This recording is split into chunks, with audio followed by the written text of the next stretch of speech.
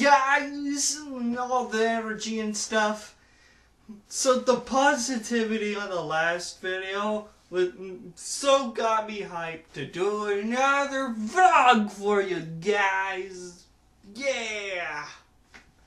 So I decided for today's vlog we're going to talk some more about the Transformers, because a while ago I uploaded some old cartoon reviews for Transformers. Those videos weren't very good. So yeah, I'll do something addressing those videos later.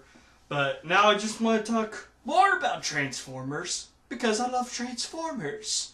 And don't worry, I'm not going to become a Transformers YouTube channel. I'm not going to become Diamond Bolt, where he refuses to be called a Transformers YouTube channel, even though all of his content is Transformers, and his icon for his channel is a Transformers character. Anywho, let's talk about these movies, and then I won't do another Transformer video for a few weeks. Anyway,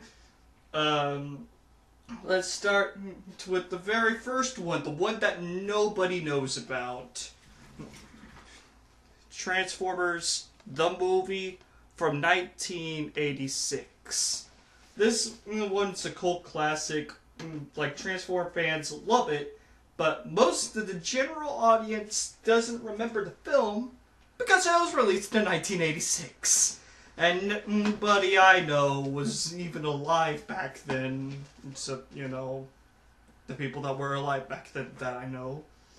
But, yeah, I like it. I like it very much. Which is saying something, because I don't like the old TV show. I think the old TV show has aged, cheesy, all that stuff. And it was probably fantastic back in the day.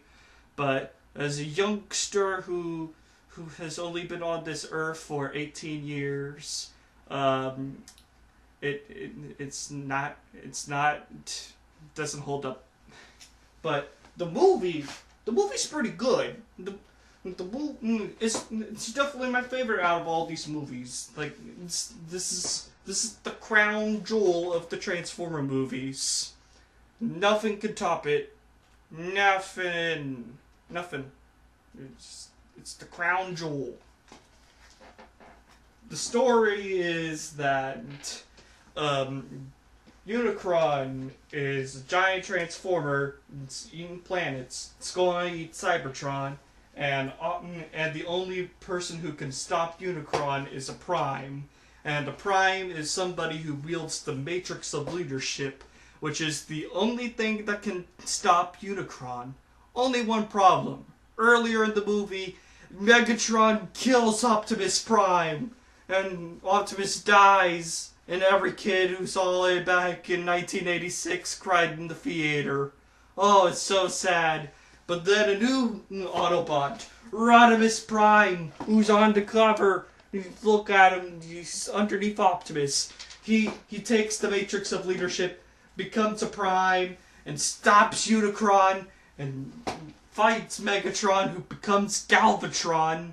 And it's a cool 80s movie. It's got a ton of 80s music. Does anybody remember that one song, The Touch, by Stan Bush? That song was made for the movie. That song originates from this movie. This movie brought out a song that's more famous than the movie itself. It's unbelievable. Wow. Oh my gosh. So yeah, it's a great movie, and then Transformers didn't get another film in America until 2007 with this movie, this one. If you've seen my first Transformer cartoon review, hopefully you haven't, I make a joke at the beginning that this movie's terrible. Yeah, it's not good.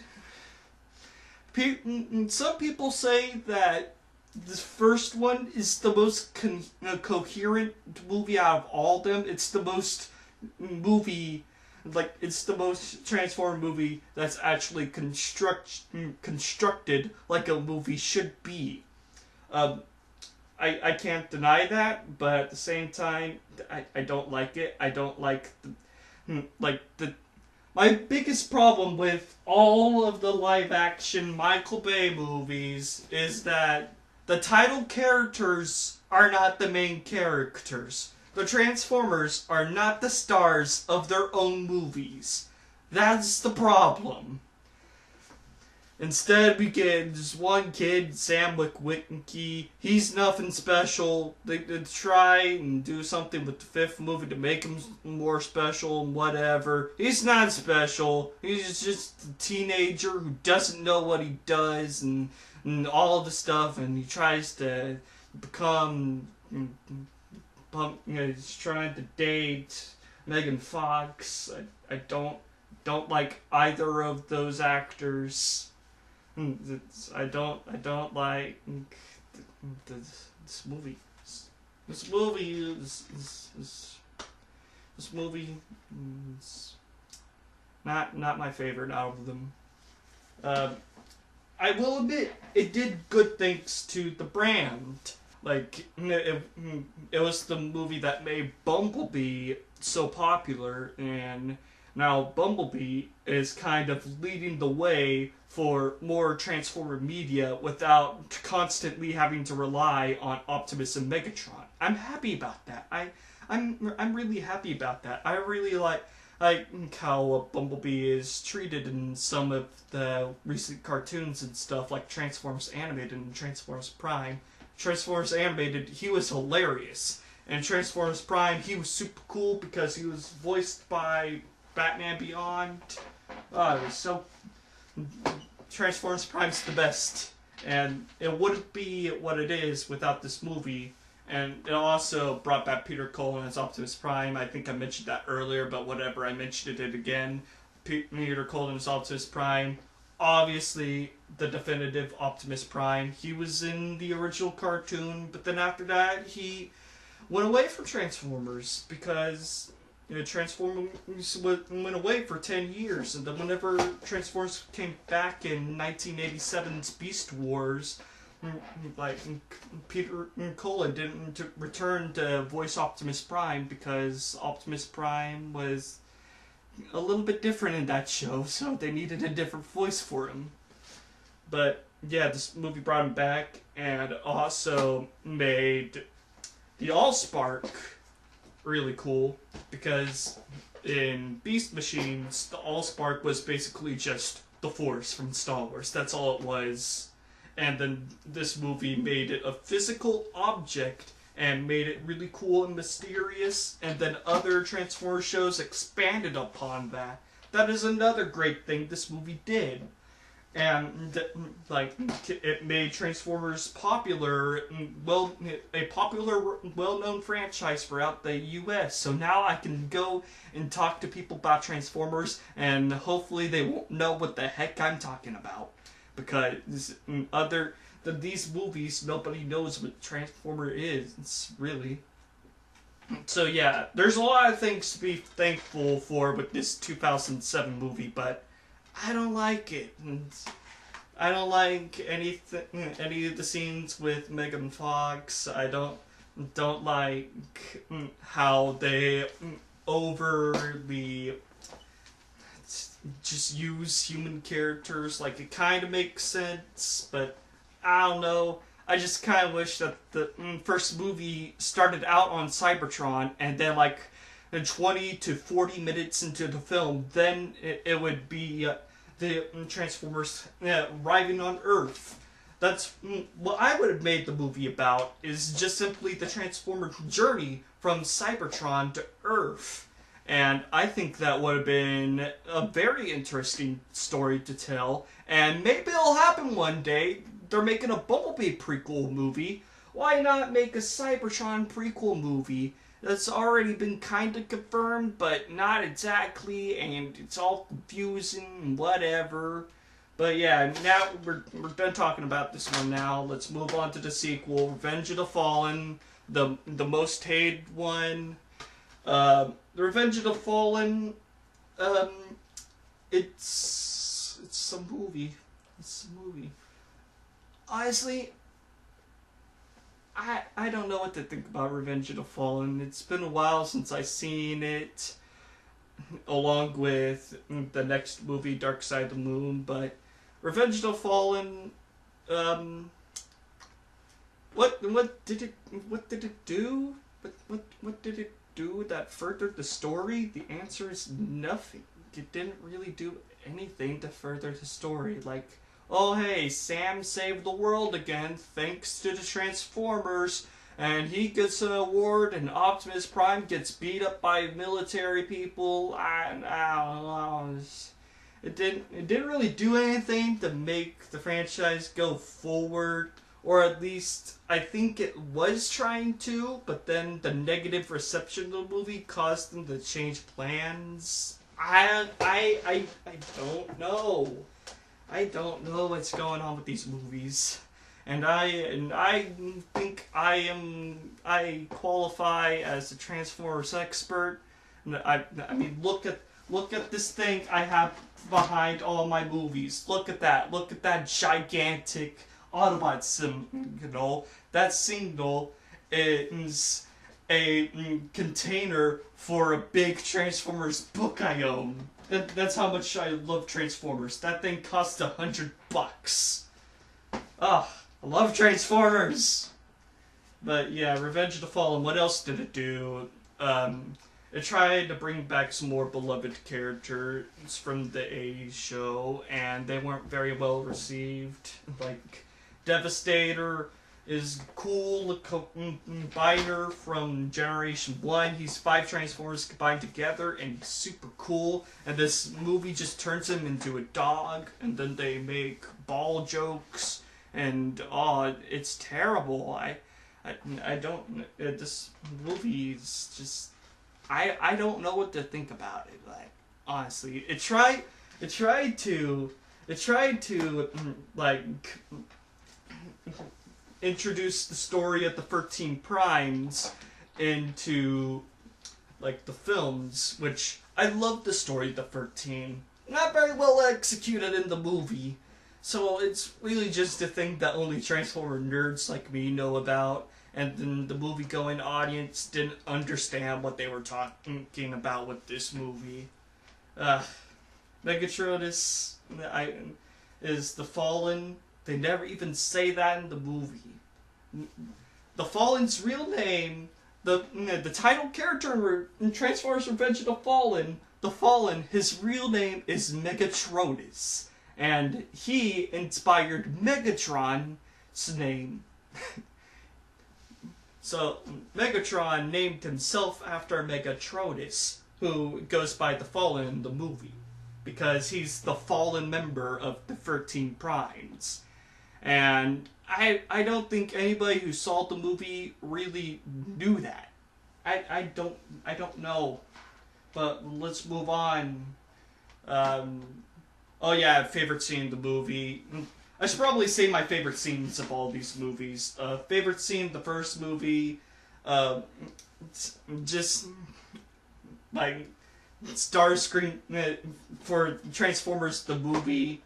Starscream's coronation scene when he becomes the new leader of Decepticons. That scene is great. I love that scene. This movie,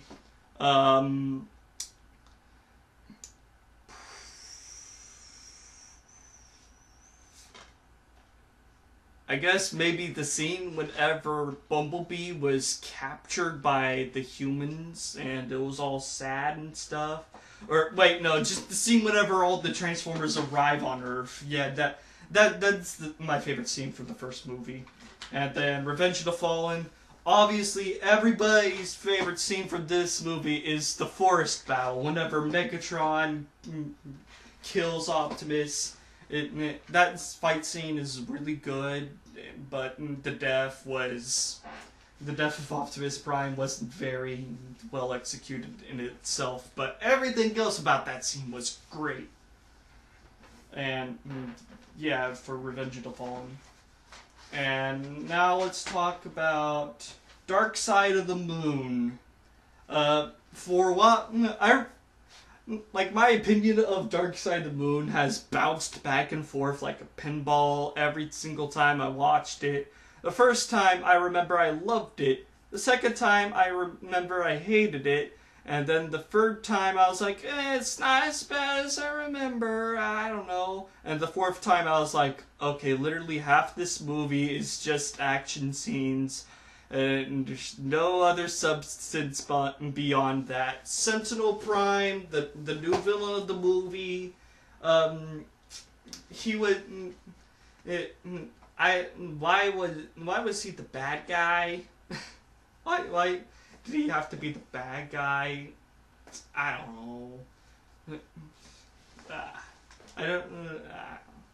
Dark Side of the Moon is probably.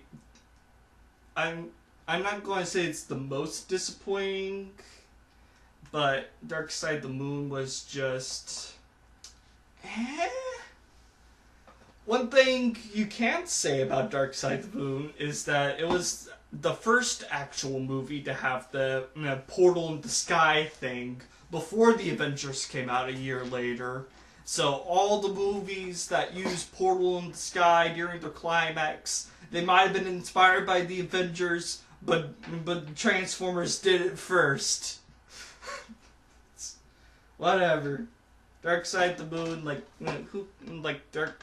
It's not even called Dark Side of the Moon, it's called Dark of the Moon. I always thought it was Dark Side of the Moon whenever it came out, and then I watched the Raging Nations videos, and he called it Dark of the Moon, and I was like, it's Dark Side of the Moon? No, it's actually called Dark of the Moon. What does that mean? I don't know! And then we get to Age of Extinction. Honestly, Age of Extinction is probably my favorite out of the 5 live-action movies. I know it's also hated a lot, and here's my reasoning why it's my favorite. Just the one that feels the most unique. I don't feel like there is another location in the movie, in these movies, quite like Lockdown Ship.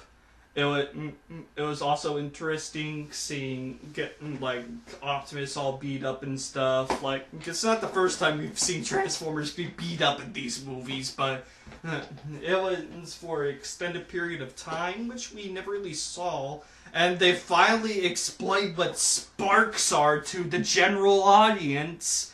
Why would they, in the first movie, make a big deal about the Allspark before explaining what sparks are?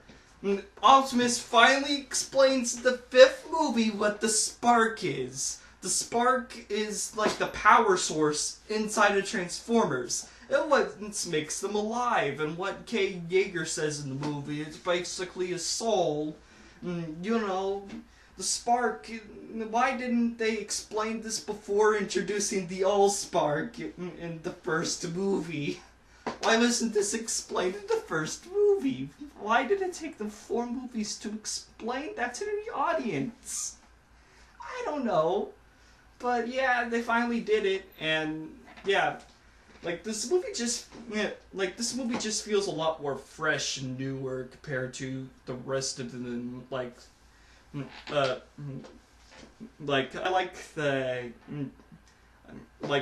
I like the human-made Transformers in the movie because they're different from all of Michael Bay's other Decepticons. They just feel different. They were neat. Would I want them to return in the 5th movie? Probably not, but they were neat. They were different. But one thing you can't definitely complain about them is that this movie, they named the metal that the Transformers are made out of Transformium. Now, the metal that Transformers are made out of has had tons of different names throughout all incarnations.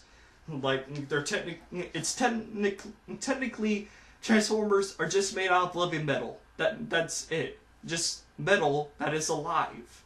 That's what the Transformers are made out of. My favorite word for the Transformers, what they're made out of, is just trying to remember what it's called. Trying to remember what it's called in Transformers Animated. I don't remember. I'm tired. I don't know. It doesn't matter. Transformium's a bad name. That's all that mattered. What else about the movie? I'm glad that they recasted all of the human characters. So now we got a new group of them. I don't think the new group of human characters were great, but I like them more than the last ones. So that's what's important. Of course, I would still prefer if the main character was Optimus Prime. Why is there a human on the cover of a Transformers movie? The attention should only be on the giant metal characters who are the title characters of the movie. Why is his face on the spine of the movie? Why is it not Optimus's face?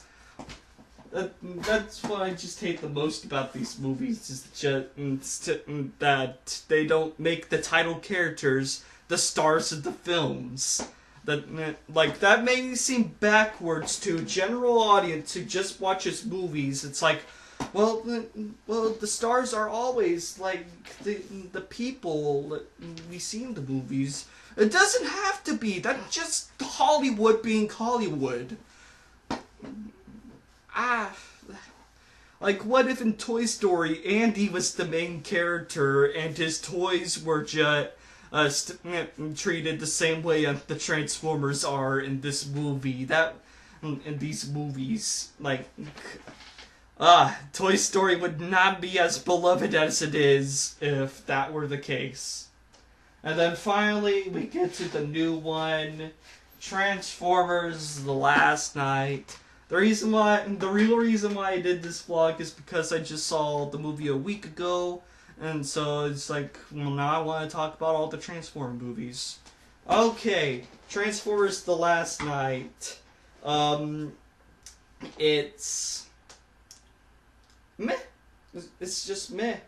I don't hate it more than the first 3 movies. I don't like it as much as this one, and it doesn't even come close to this one, but it's just a meh movie. It's like they introduced even more new human characters, getting rid of some of the other ones in the previous film that the fans didn't like, other than Cade Yeager. I'm glad that Cade stayed because he's the best human character, but still, Transformers should be the main characters of Transformer movies. Gosh dang it! But yeah, the movie was just fine. It didn't do anything great. It's just fine. The thing that's just disappointing with the movie is just Cybertron. We spent 5 movies building up to Cybertron. What do they do with Cybertron? By the time Optimus arrives to Cybertron, it's already broken to bits, and it's all mysterious, and you're supposed to be thinking, what happened to Cybertron? What happened to Cybertron? What happened to Cybertron? What happened to Cybertron? We haven't seen Cybertron until that moment. Yeah, Cybertron showed up for the opening scene of Transformer Dark of the Moon, but does that really count? We haven't had like a long scene on Cybertron in any of the movies. That opening scene was like on Dark of the Moon was like a minute and a half long, maybe 2 minutes. Like we could have spent the whole movie on Cybertron, and they just didn't do that. The scene where Optimus arrives on Cybertron is the worst scene in the movie. Optimus just shows up and it's like, oh, what happened to Cybertron? And then immediately he sees the new villain in the movie, Quintessa, and he doesn't know who she is, but immediately Optimus accuses her of destroying his home. What happened to my home? Yeah! That is not what Optimus would do. Optimus would have formally, politely introduced himself to Quintessa. I am Optimus Prime, leader of the Autobots. My home was Cybertron, but now I've returned as yet and ruined. And now I find you. Who are you? Please tell me. Optimus is way more polite than in like he's just supposed to be like he's supposed to be posting peace first and attack at the very last cost. If there is no other option, then he would fight. Instead, he immediately, the first thing he does when he sees Quintessa, he charges at her.